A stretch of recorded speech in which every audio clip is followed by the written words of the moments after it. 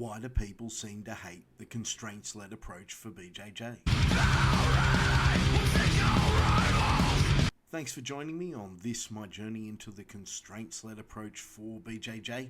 My name is Sam Battlefield, and today we are looking at the reasons why people hate CLA. First things first, it's hard. Ooh, you're hard. As a practitioner, you'll be doing hard work as soon as you come in to the moment you walk out. As a coach, it's even harder. You've probably become accustomed to the old technique.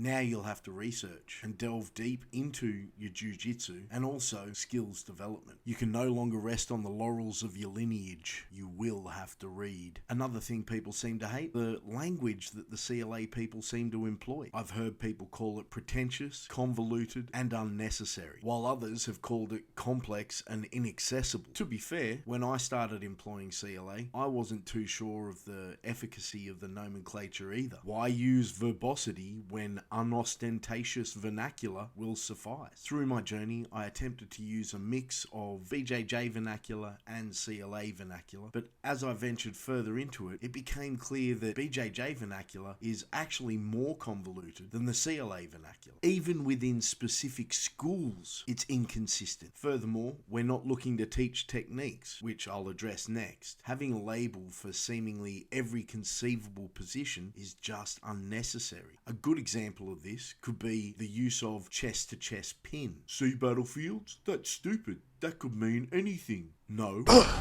Idiot! When we define a pin, we're looking to ensure that we've got past the opponent's legs before it becomes a pin. And the chest-to-chest part is painfully obvious. How many labels are there across BJJ for the chest-to-chest pin? Side control, long base side control, short base side control, kesagatami, two-armed kesagatami, mount, north-south, and all the other terms that represent a chest-to-chest pin. Now have a quick think. Outside of the arbitrary rule sets that are out there, what we're actually trying to achieve, we're looking to immobilize the center mass in order to isolate a limb or a neck for strangulation or breaking. Do any of those labels that I mentioned before matter when it comes to this objective? Fuck no! Now think about getting to that chest-to-chest pin. How many fucking labels are there telling you to get past the feet and the knees and get your chest on their chest? Coriander, knee cut, knee slice, pressure pass, Gracie gift, blah blah blah, blah blah blah. Which brings me to the second final point. We don't teach techniques. This is a hard one. Ooh, you're hard. Battlefields. How the hell do people learn if you don't teach techniques? My students are learning how to solve problems. Techniques always existed, even before they were named, and it wasn't until they were named that they became techniques.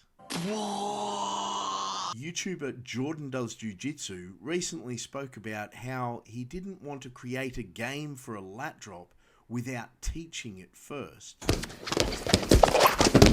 The reality is, you could absolutely play a game where the lat drop is likely to emerge. In fact, you could even make a game where the lat drop is the only thing you could emerge. But that's teaching for technique, and that's not what we do. We're looking to develop continuous problem solving. We're looking to be able to feel where it's likely that the tipping point is for that lat drop, but be able to take advantage of what that tipping point actually means as it relates to the landscape of affordances. Which brings us to the main reason why people hate CLA. It's because we don't drill. First, let's clarify what we mean by drilling. Drilling is the repetition of a movement over and over again with a compliant partner with the idea of building muscle memory. Basically promising yourself that if you do something over and over and over again, that you'll be able to do it when you need it in a role. Second, once I've clarified that, most people will invariably say to me,